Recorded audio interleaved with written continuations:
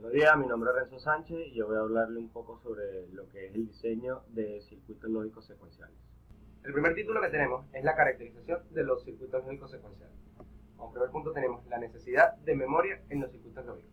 Sea un circuito con una señal de entrada X y una salida Z, ambos de n bits, que interpretamos como número representado en complemento a 2, cuando el valor en la entrada X varíe, entonces Z también cambiará consecuentemente de valor. Es preciso que el circuito sea capaz de recordar o retener los valores de algunas señales, es decir, tener memoria. Es lo que distingue los circuitos lógicos secuenciales de los combinacionales. El reloj, la sincronización, con valores 0 y 1 de forma cíclica y continua.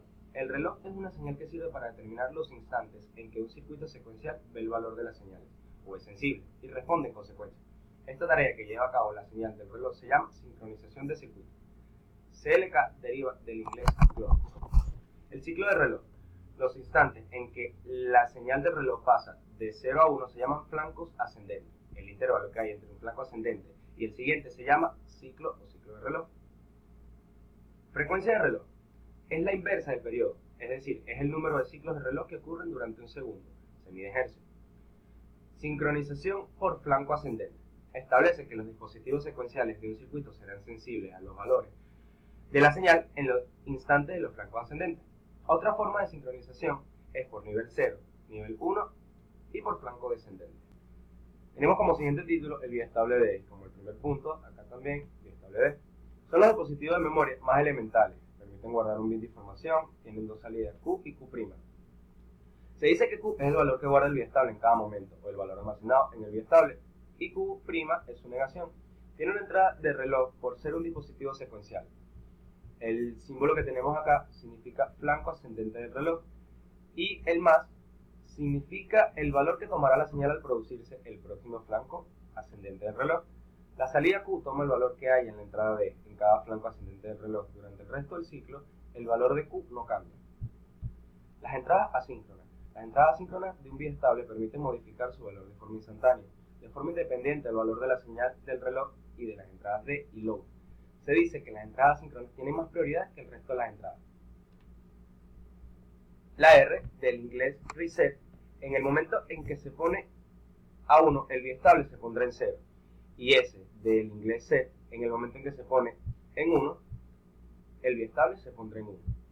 El siguiente título a continuación son los bloques secuenciales. Y como primer punto tenemos el registro. El registro es un bloque secuencial formado por tantos biestables D, que permite guardar el valor de una palabra de tantos bits. Esto presenta las siguientes señales. Una entrada de datos de tantos bits, E. Cada uno de los bits de este bus está conectado con la entrada D de uno de los tantos biestables que forman el registro. Una salida de datos de tantos bits, S. Es un bus formado por la salida Q de los tantos biestables que forman el registro. Dos entradas de control de un bit, low y clear. Estas dos señales están conectadas respectivamente a la señal low y a la entrada síncrona R de cada uno de los biestables del registro. Y por último, una entrada de reloj, es la que está conectada a las entradas de reloj de todos los biestables. Tenemos el banco de registros, es una agrupación de un cierto número de registros, todos del mismo número de bits. El contenido de los registros se puede leer y modificar gracias a los puertos de lectura y de escritura. Este presenta las siguientes señales.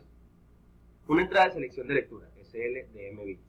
Esto solo si 2 sub M es el número de registros del banco. Una salida DOW, del mismo número de bits que los registros del banco, SL y DOW, forman el puerto de lectura del banco. Una entrada de selección de escritura, SE de M bits. Una entrada de permiso de escritura E de 1 bit y una entrada DIN del mismo número de bits que los registros del banco, SE, E y DIN. La memoria RAM es un bloque secuencial que permite guardar el valor de un cierto número de palabras, 2 sub M, de un cierto número de bits, y este presenta las siguientes señales. Una entrada de dirección MA. Si la memoria tiene capacidad para 2 sub M palabras, la entrada tendrá M bits. Una entrada y una salida de datos MD de tantos bits si las palabras que guarda la memoria son de tantos bits. Y una entrada de control L'E, que indica en todo momento si se tiene que hacer una lectura o una escritura. El modelo de Moore. Modelo de Moore es una forma de expresar o modelizar el funcionamiento del circuito lógico secuencial. Es fundamental en los conceptos de estado y transiciones entre estados. El estado se llama estado a cada situación diferente en la que se puede encontrar un circuito. La transición se llama transición al paso del estado actual a un estado futuro. Y los grafos de estado La especificación del sistema secuencial mediante el modelo de Moore se representa gráficamente con un grafo de estado de la siguiente manera. Para cada estado se dibuja un círculo con el nombre del estado en la parte superior. El círculo correspondiente al estado inicial se señala con una flecha y la palabra inicio. En la parte inferior de cada círculo se escribe el valor que toman las señales de salida cuando el circuito se encuentra en el estado correspondiente a este círculo. Y las transiciones se representan mediante flechas o arcos que tienen su origen en el círculo correspondiente al estado actual y la punta en el círculo correspondiente al estado futuro. El valor de las señales de entrada asociado con la transición se escribe al lado del arco. La mecánica de diseño. Podemos seguir al algoritmo que presentamos a continuación. Analizar qué entradas y salidas tiene el circuito y determinar la leyenda del grafo. Dibujar un círculo para el estado inicial, darle un nombre y escribir el valor de la salida en este estado. Hacer una lista de todas las combinaciones de valores que puedan tomar las señales de entrada en este estado. Para cada una, deducir qué transición provoca, si la transición comparte la aparición de un estado inexistente hasta el momento, incorporarlo al grafo, darle un nombre y escribir el valor adecuado para la salida. Y el paso 4 es simplemente repetir el paso anterior para todos los estados nuevos que hayan aparecido, hasta que no aparezca ninguno nuevo. Notación. En un grafo, si se produce una transición de un estado determinado hacia el mismo estado futuro de una combinación de valores de las señales de entrada, se escribirán las etiquetas correspondientes una debajo de otra, o bien separadas por coma. En una etiqueta podemos escribir también X para referirnos a un valor cualquiera de una señal de entrada. Cuando de un estado se pasa siempre a un mismo estado de futuro independientemente del valor de las entradas, se puede poner una sola etiqueta X como valor de todas las variables, incluso si algunas combinaciones no se dan nunca. Los circuitos sin entrada. Un circuito secuencial puede no tener ninguna señal. Cuando se produzcan las mismas transiciones entre estados, la secuencia de valores en la salida siempre será la misma. Y la sincronización. Ya sabemos que los circuitos secuenciales están sincronizados por una señal del reloj que describe ciclos entre los valores 0 y 1. Las transiciones entre estados tienen lugar en cada flanco ascendente del reloj. Por lo tanto, el circuito examina el valor de las señales de entrada en cada ciclo del reloj. El valor que hace que se tome una transición u otra es la que tienen las entradas al llegar al instante del flanco. Tenemos como siguiente título el modelo autómata de Moore y el modelo autómata de Mills. El modelo autómata de Moore. Las salidas dependen solo de los estados del sistema. Las entradas solo se utilizan para producir la evolución del estado. Y el modelo autómata de Mills, en este tipo de autómata la salida está asociada al estado del sistema y a los valores que toman las entradas. El ejemplo que quiero plasmar es un autómata de Mills que realice la suma de dos datos que llegan en serie por dos canales diferentes. Es decir, los bits de los sumandos se presentan secuencialmente y por pareja.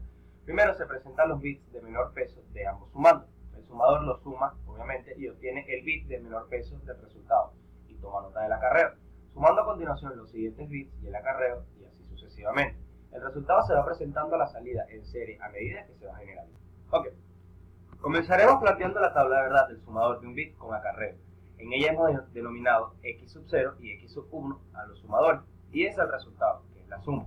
Para ver los estados que se necesitan, solamente hay que darse cuenta de que las dos situaciones que se puedan presentar son que la suma se realice con y sin acarreo. Si se genera acarreo hay que almacenarlo y sumarlo con los dos bits x sub 0 y x sub 1 siguientes. Por lo tanto, para recordar si ha habido acarreo o no, necesitamos dos estados. Si la suma no genera acarreo, estamos en el estado q sub 0 y si lo genera en el q1. Estos estados se han implementado en esta tabla a continuación acá. Según esta tabla, si estando en el estado q sub 0, los bits x sub 0 y x sub 1 toman valores x sub 0 igual a 0 y x sub 1 igual a 0 o x sub 0 igual a 0 y x sub 1 igual a 1, la suma es 0, 1, 1 respectivamente y el acarreo generado es 0 en todos los casos. Es decir, el estado siguiente es q sub 0. Sin embargo, si el dato es x sub 0 igual a 1 y x sub 1 igual a 1, la suma es 0 y se produce acarreo. Por lo tanto, el estado siguiente será q sub 1. Por otra parte, si en q sub 1 los datos de entrada son x sub 0 igual a 0 y x sub 1 igual a 1, la suma es 0 respectivamente y en todos los casos el acarreo generado es 1, lo que hace que permanezca en el estado q sub 1. Por el contrario, si los datos son x sub 0 igual a 0 y x sub 1 igual a 0, la suma es 1 y el acarreo generado es 0 y se pasa al estado q sub 0. El estado inicial será Q sub 0 porque el primer acarreo es 0. Esta descripción se corresponde con el grafo mostrado acá. A partir de este grafo es inmediato obtener la tabla de estados indicada a continuación. Como hay dos estados, será suficiente con un biestable. La asignación de estado puede ser Q sub 0 igual a 0 y Q sub 1 igual a 1. Y la tabla de transiciones codificada es la mostrada a continuación. En ella, Q sub 0 es la salida física del flip-flop. Las líneas de entrada del circuito son X sub 0 y X sub 1. Y la salida física es Z sub 0. Anteriormente les hablé de esta tabla a continuación. Una vez que tenemos ya las transiciones del autómata como cambios entre 0 y 1 de Q sub 0 de t, debemos obtener la función de excitación del biestable para conseguir que se produzcan dichas transiciones. Para un biestable JK y denominando J sub 0 y K sub 0 las entradas, obtenemos la tabla siguiente. Obsérvese que las columnas de la izquierda, dentro del cuadro entradas del flip-flop, para cada combinación de entradas corresponden al valor que debe tomar J sub 0, y las columnas de la derecha corresponden a K sub 0. Utilizando el mapa de Karnaugh para obtener las funciones de entrada del flip-flop, se obtienen los resultados mostrados en esta figura que tenemos acá. A continuación, calculamos la función lógica de la salida del circuito Z sub 0 de t a partir de la información de la siguiente tabla, utilizando el mapa de Karnaugh de la figura a continuación. A partir de esta figura, que es el mapa de Karnaugh de la función de salida, se obtiene como función de salida la siguiente expresión. Y ya con esto tenemos toda la información necesaria para implementar el circuito. Aquí tenemos ya la implementación del autómata. Por último, tenemos que conectar en las entradas asíncronas del biestable los componentes necesarios para asegurar que empezará en el estado Q sub 0. Como se puede observar en este ejemplo, las entradas asíncronas son activas a nivel alto. Se desea que la salida inicial del biestable sea 0, por lo que el PR se ha conectado a nivel bajo para que permita actuar a las entradas síncronas. Y el circuito de control del CLR se ha diseñado de forma que proporcione un nivel alto al conectar la alimentación, realizando un reset y transcurrido un tiempo, un nivel bajo para que el biestable funcione de forma síncrona.